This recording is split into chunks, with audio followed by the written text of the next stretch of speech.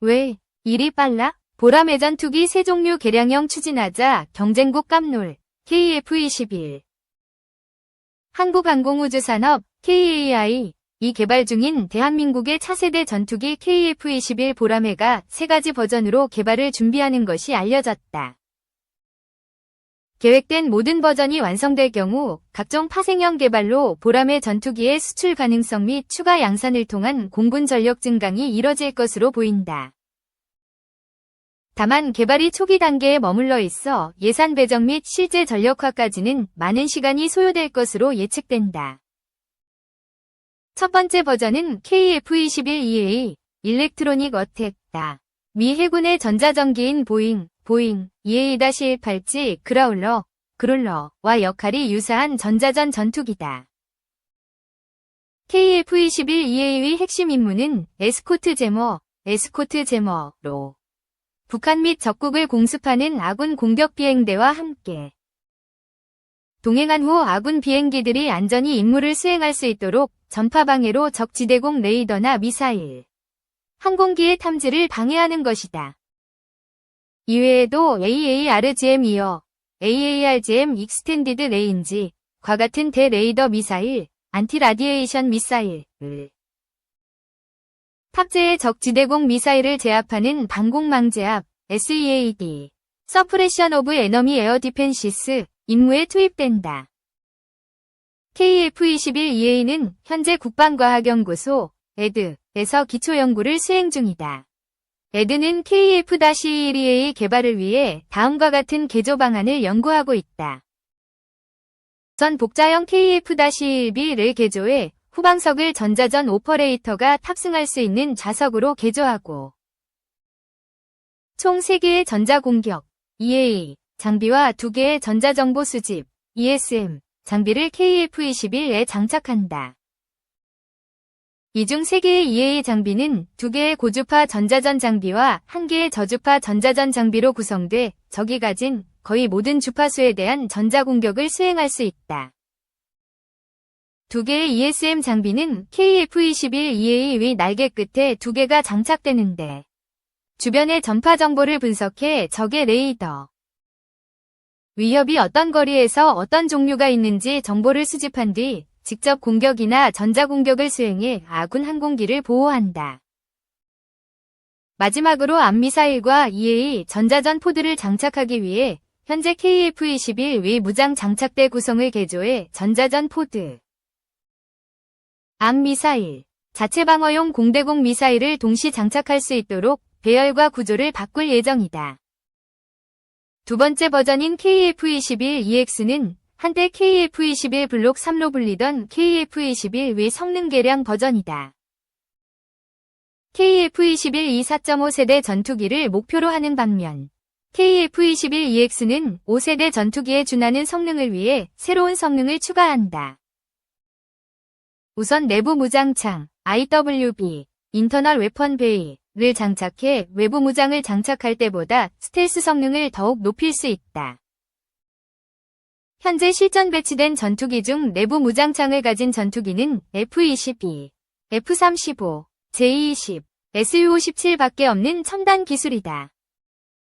이를 위해 KF-21의 기관포 배치가 일부 변경되고 반매립식 무장 장착대 공간에 내부 무장창이 들어간다. 미티어, 메터, 장거리 공대공 미사일 4발 혹은 8발이 소형 스마트 공대지 무장이 장착된다.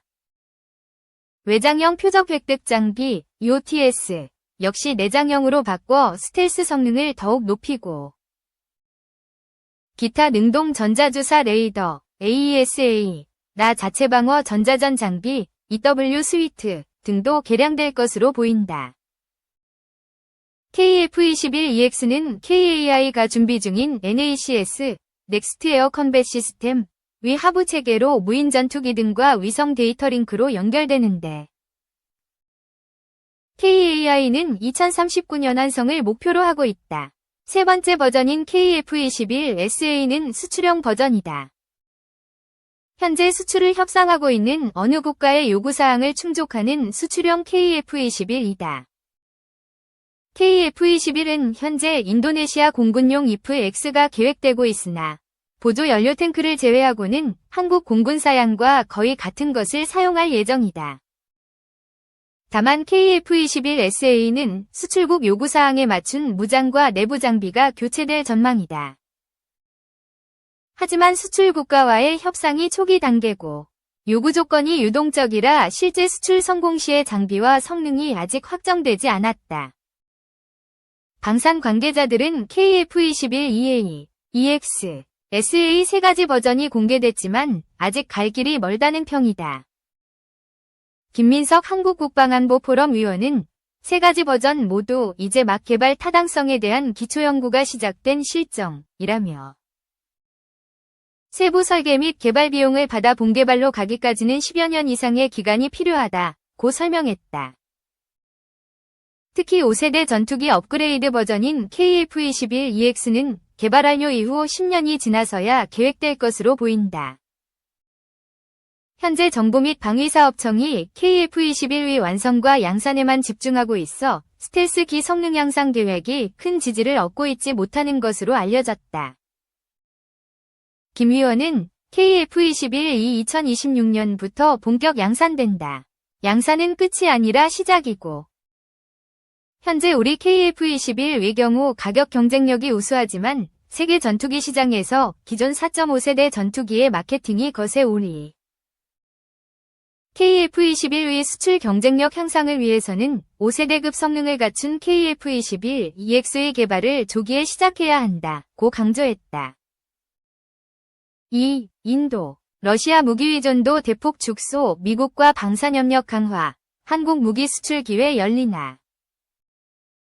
세계 최대 무기 수입국인 인도가 러시아에 대한 방산 의존도를 대폭 줄이고 미국 등 서방 국가와의 협력을 강화하고 있는 것으로 나타났다. 이에 따라 이미 인도에 수출된 K9 자주포를 비롯 FA-50 경공격기 등 검증된 한국 무기 체계의 수출 기회가 확대될 것이라는 전망도 나온다.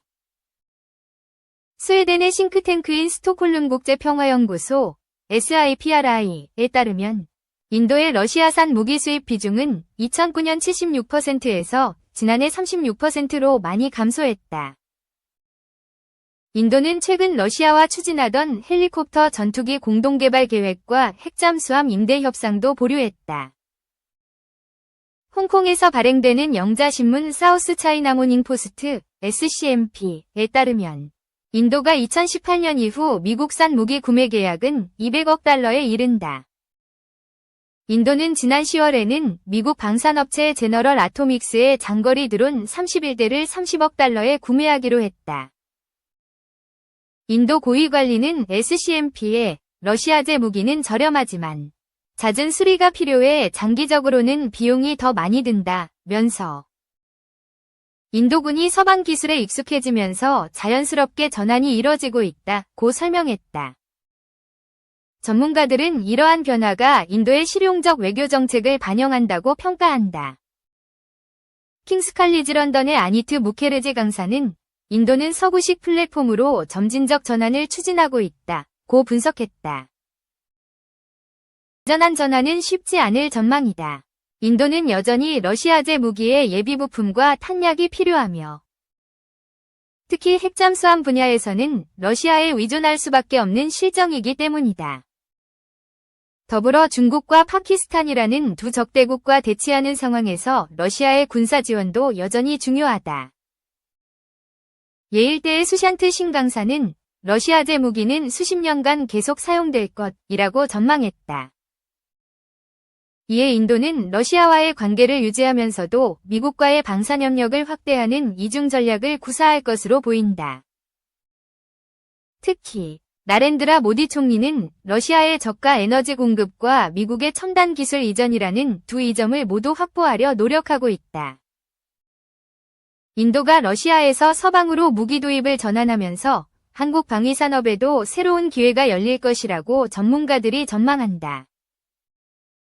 특히 K방산의 성공 사례를 바탕으로 인도 시장 진출 가능성이 커질 것으로 분석한다. 국방연구원의 한 관계자는 인도의 무기 현대화 수요가 급증하는 상황에서 한국의 방산 기술력과 가격 경쟁력이 장점이 될 수 있다면서 특히 K9 자주포, FA-50 경공격기 등 검증된 무기 체계의 수출 기회가 확대될 것이라고 전망했다. 안보 전문가들은 인도의 사례가 한국 방산 수출 전략에도 시사점을 준다고 지적한다. 한 국방안보포럼 연구원은 단순 무기 판매를 넘어 기술 이전과 현지 생산을 포함한 포괄적 협력이 필요하다고 조언했다. 특히 미중 갈등 속에서 인도의 전략적 가치가 커지고 있다는 점도 주목할 만하다. 국방부 관계자는 인도와의 방산협력 강화는 안보적 측면에서도 중요한 의미가 있다면서 양국 간 국방협력을 지속 확대할 계획이라고 밝혔다. 3. 동지 중에서 해 공군 합동훈련, 극초음속 미사일 등 발사. 러시아군이 동지 중해 일대에서 해 공군 합동훈련을 실시했다고 러시아 국방부가 어제 3일 밝혔습니다. 러시아 국방부는 이날 텔레그램을 통해 호위함 등 함정 여러 척에서 극초음속 대함미사일 지르콘 여러 발을 그리고 핵탄두 탑재가 가능한 칼리버, 잠수함 발사 순항미사일 한 발을 발사했다고 발표했습니다. 또 동지 중해 해안에서 오닉스 대함미사일 한 발도 발사했다고 덧붙였습니다.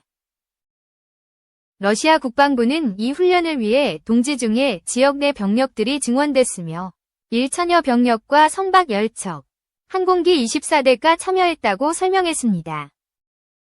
이번 훈련은 현재 정부군과 반군이 분쟁을 이어가고 있는 시리아 인근 해안에서 이뤄진 것으로 보인다고 로이터 통신이 보도했습니다. 동지 중에는 러시아 해군기지가 있는 시리아 외에 튀르키예, 레바논, 이스라엘, 이집트 등이 맞닿아 있는 해역입니다.